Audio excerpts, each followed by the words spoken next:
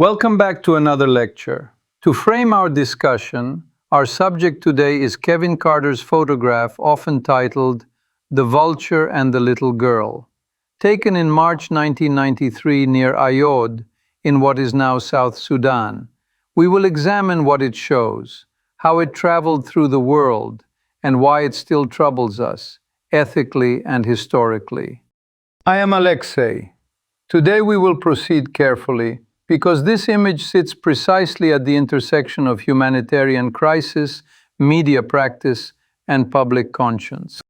Hi, I'm Priyanka. I'll be asking the questions that many of us, quietly carry when we look at images like this. Let's begin with the foundations.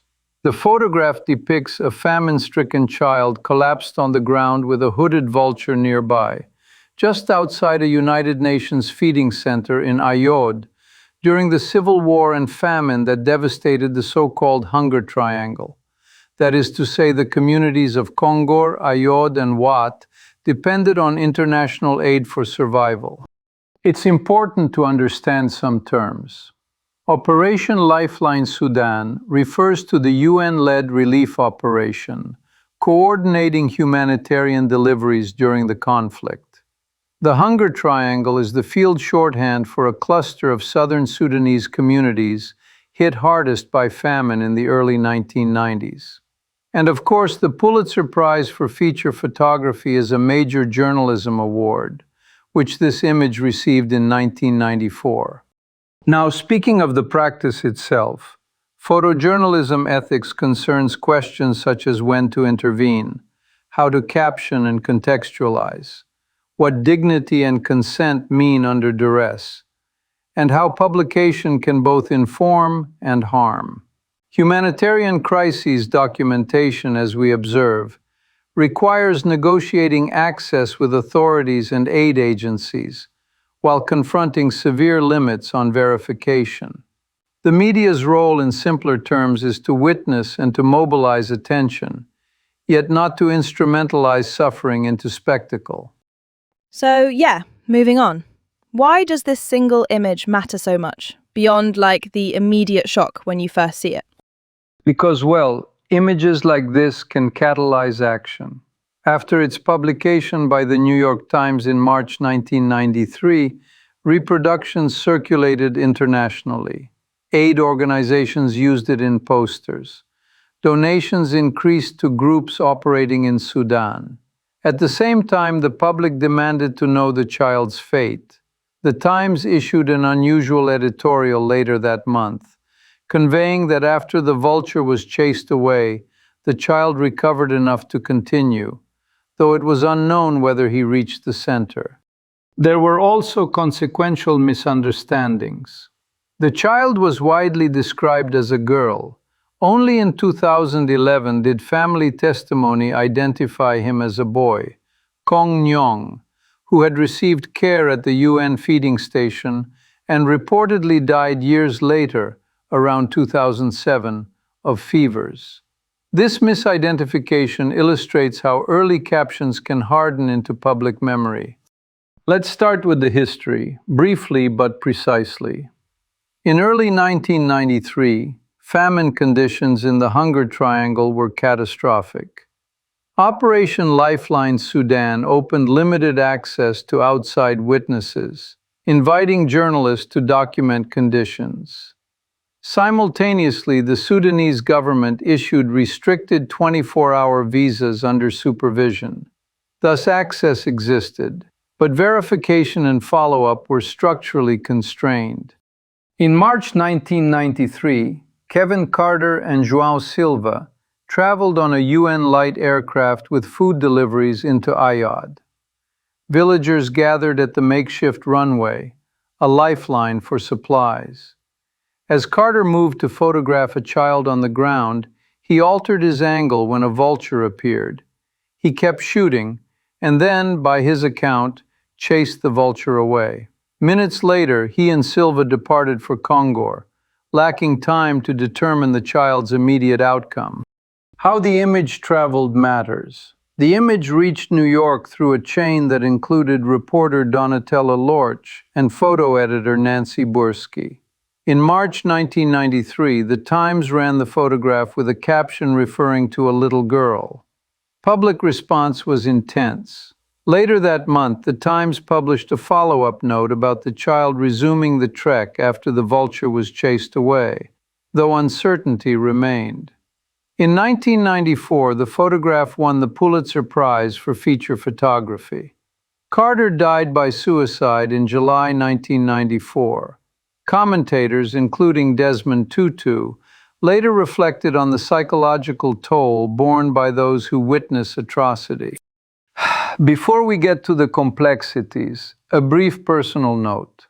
The first time I assigned this image in a seminar on media ethics, I watched students oscillate between gratitude that someone looked and anger at how we look. That oscillation, if you will, has shaped how I teach the obligations of context, follow-up, and humility in the face of another's suffering. This brings us to three questions we will examine. First, historically, what was the immediate response to publication? Second, counterfactually, what if the photograph had never been published? And third, in the present, how do we balance ethical considerations in photojournalism today? Professor, I'm curious about the immediate response. What did readers and institutions actually do in those first days? And what kind of criticism surfaced right away? In fact, the response was unusually direct. Readers contacted the New York Times asking about the child's fate, enough to prompt a special editorial later that month. Aid organizations reproduced the image in fundraising materials. Contemporaneous accounts note a surge of donations. Museums, magazines, and lists of epical images rapidly included the photograph. The American magazine even named it Picture of the Year. Simultaneously, ethical critiques emerged. Did the photographer intervene? Was the image exploitative? How was the caption shaping misperception? These questions did not diminish the urgency of the famine. Rather, they forced a reckoning with the means by which distant suffering becomes visible. Professor, could you clarify the photographer's actions after taking the picture? People often assume he did nothing. Carter later stated that he chased the vulture away after taking the photographs. He also told João Silva that he kept thinking of his own young daughter, which signals the personal conflict behind professional detachment. The team left Ayod within minutes to fly on. Thus, the limits of follow-up were logistical as well as ethical. The Times relayed that the child recovered enough to continue after the bird was chased. Years later, family identified the child as Kong Nyong, who had received UN care and died around 2007 of fevers. It's crucial to understand that we have partial but consistent indications that he did not die at that scene. Building on that, can we maybe now look at the counterfactual? If the photograph had never been published, how might global awareness and funding have shifted? Arguably, without this frame, awareness would still have grown, but more slowly and less viscerally. Operation Lifeline Sudan had deliberately opened access to attract attention. Journalists were filing text and images under severe constraints. Yet a single image with stark metaphorical force can cut through informational noise in a way a paragraph cannot. We can infer that some donations and policy attention were contingent on this photograph's circulation. The fundraising posters and the volume of public inquiry are empirical hints of that causal path. What about alternatives? Could radio reports, longer articles, or other photographs have filled the gap just as effectively? To elaborate, yes, other channels could and did help. There were reports, statistics, and additional photographs from the hunger triangle. But as it were, not all images are equal. Composition and timing matter, and early framing echoes. This particular caption's error about the child's sex shows the double-edged nature of such reach. The same velocity that mobilizes aid can entrench inaccuracies. So while the crisis would not have been invisible, the trajectory of public memory and donor behavior would likely look different without this photograph. To shift gears a bit, in the present day, how do photojournalists balance ethics and impact, especially with the speed of digital circulation? Today, many newsrooms articulate clear principles: minimize harm, avoid staging, provide context, verify as far as possible, and crucially, follow up when uncertainty is material to public understanding. There is more attention to showing agency as well as vulnerability, to avoid reducing subjects to symbols. Editors are also attentive to whether shock is necessary, whether alternatives exist, and how warning labels or placement mitigate harm. Professor, I'm curious about consent in crises. When people are starving or displaced, what does meaningful consent even look like? Consent in extremis is fraught. We observe a practical spectrum: explicit verbal consent, nonverbal assent, or in some cases, reliance on public interest where consent cannot reasonably be obtained. Best practice is to seek consent when feasible, to avoid gratuitous exposure of bodies, and to explain purpose and context. Even archival categories can do harm.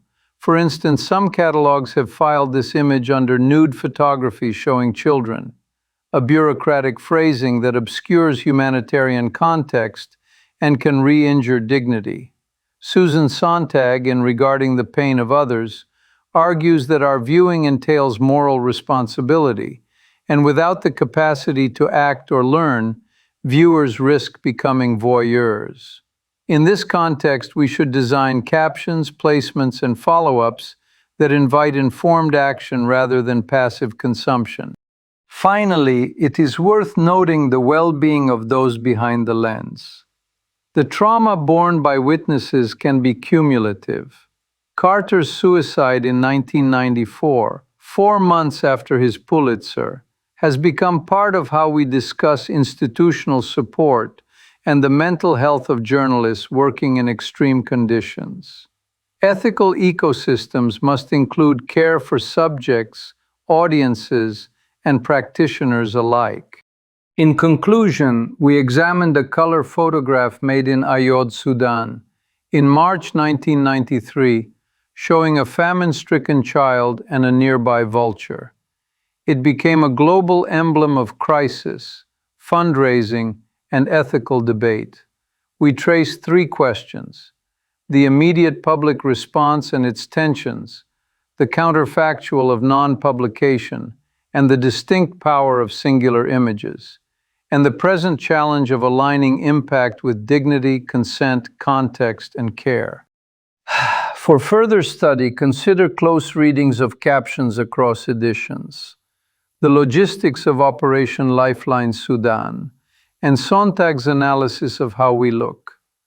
Thank you for listening, and as always, let us act on what we learn, however modestly. Thank you, Professor. That was helpful to think through, actually.